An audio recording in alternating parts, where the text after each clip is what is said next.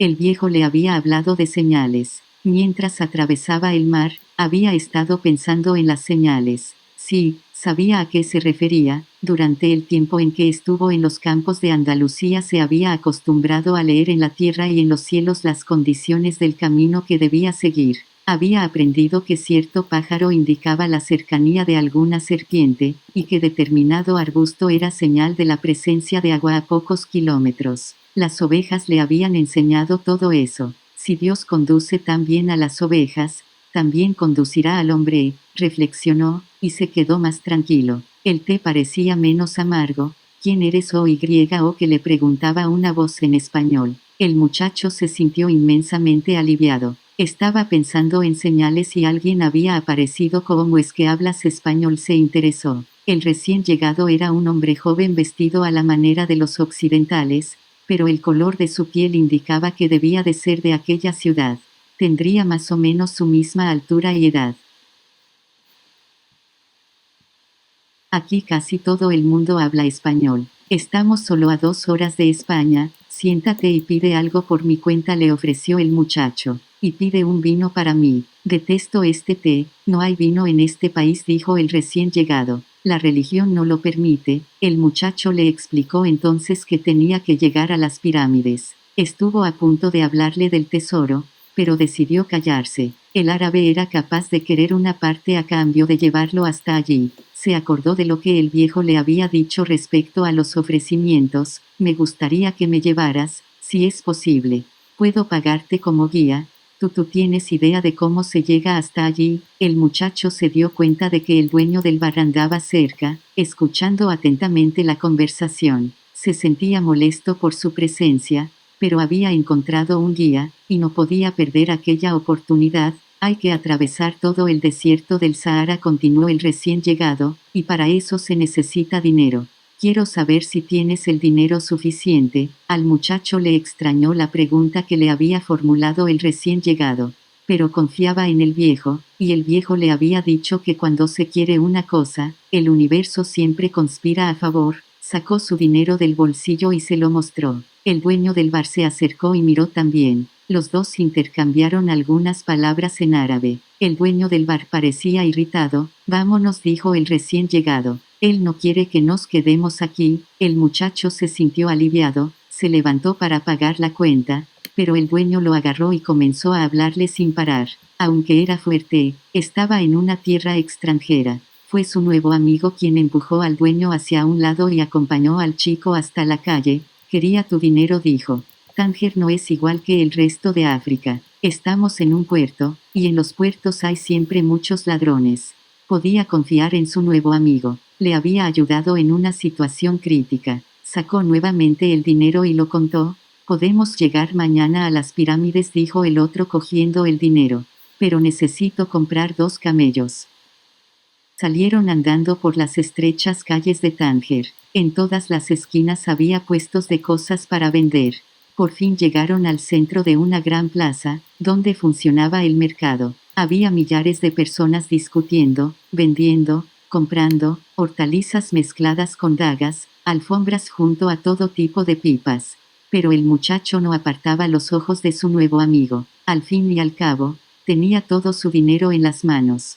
Pensó en pedirle que se lo devolviera, pero temió que lo considerara una falta de delicadeza. Él no conocía las costumbres de las tierras extrañas que estaban pisando. Bastará con vigilarlo, se dijo. Era más fuerte que el otro. De repente, en medio de toda aquella confusión, apareció la espada más hermosa que jamás había visto en su vida. La vaina era plateada y la empuñadura negra, con piedras incrustadas. Se prometió a sí mismo que cuando regresara de Egipto la compraría.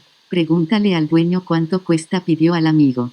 Pero se dio cuenta de que se había quedado 2 segundos distraído mirándola. Sintió el corazón comprimido, como si todo su pecho se hubiera encogido de repente. Tuvo miedo de mirar a su lado, porque sabía con lo que se iba a encontrar.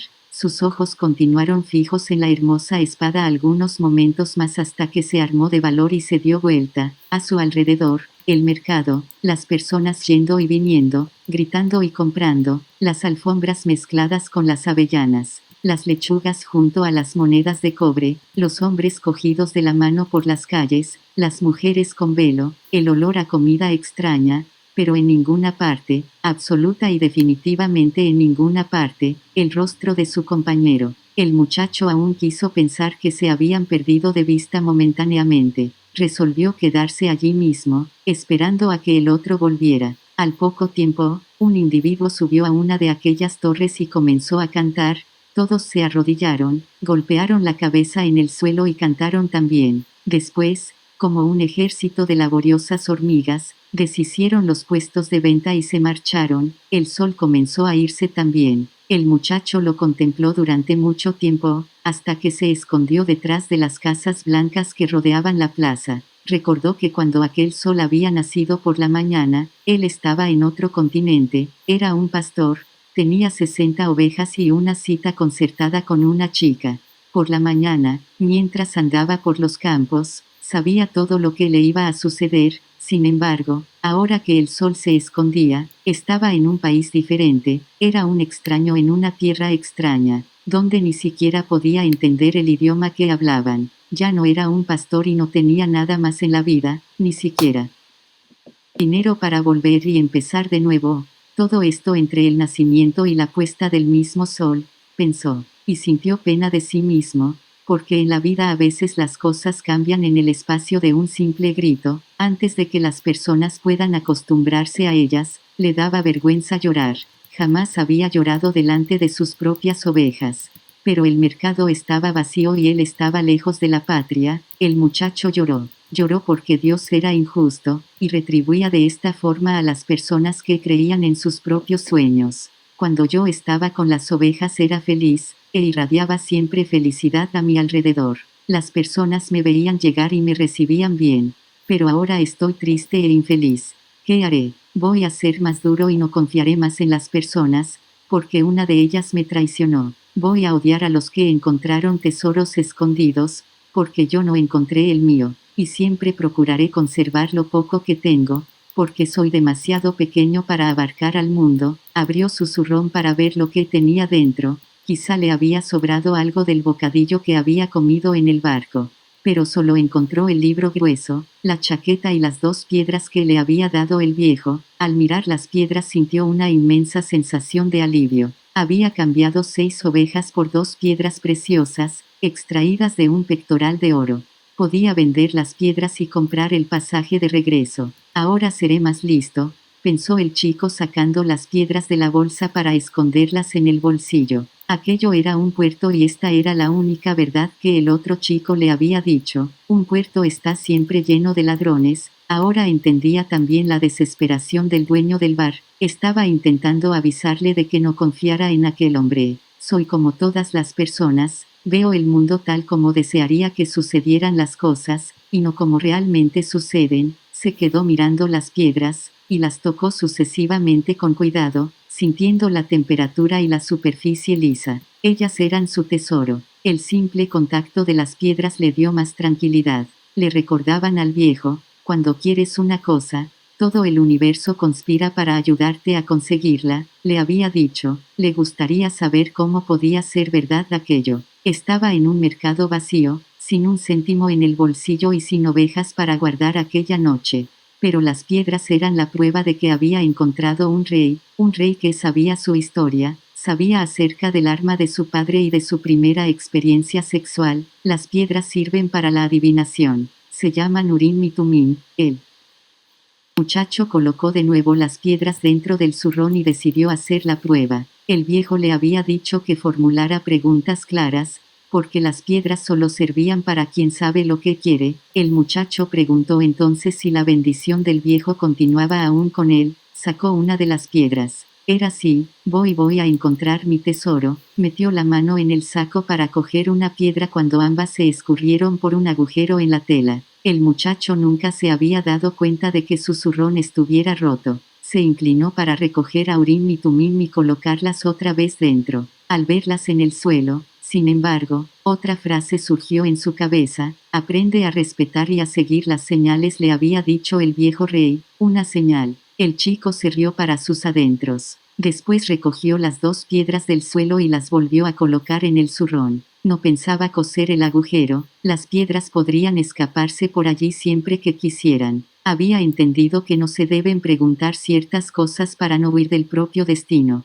Prometí tomar mis propias decisiones, se dijo, pero las piedras le habían dicho que el viejo seguía con él, y eso le dio más confianza. Miró nuevamente el mercado vacío y ya no sintió la desesperación de antes. No era un mundo extraño, era un mundo nuevo, y, al fin y al cabo, todo lo que él quería era exactamente eso, conocer mundos nuevos. Incluso aunque jamás llegase hasta las pirámides, él ya había ido mucho más lejos que cualquier pastor que conociese. Ah, si ellos supieran que apenas a 2 horas de barco existen tantas cosas diferentes. El mundo nuevo aparecía frente a él bajo la forma de un mercado vacío, pero él ya había visto aquel mercado lleno de vida y nunca más lo olvidaría. Se acordó de la espada, le costó muy caro contemplarla durante unos instantes, pero tampoco había visto nada igual en su vida. Sintió de repente que él podía contemplar el mundo como una pobre víctima de un ladrón o como un aventurero en busca de un tesoro. Soy un aventurero en busca de un tesoro,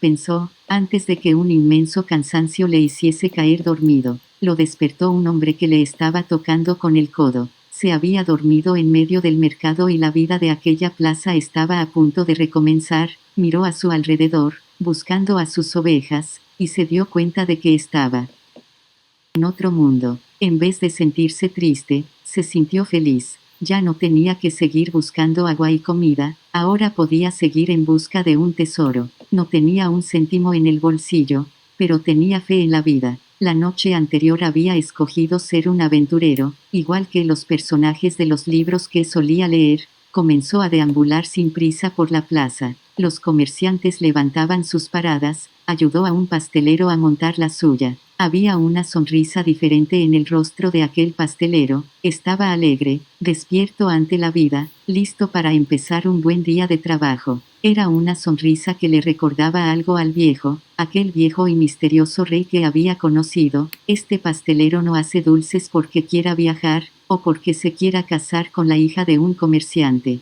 Este pastelero hace dulces porque le gusta hacerlos, pensó el muchacho, y notó que podía hacer lo mismo que el viejo, saber si una persona está próxima o distante de su leyenda personal solo con mirarla. Es fácil, yo nunca me había dado cuenta de esto. Cuando acabaron de montar el tenderete, el pastelero le ofreció el primer dulce que había hecho. Él le dio las gracias y siguió su camino.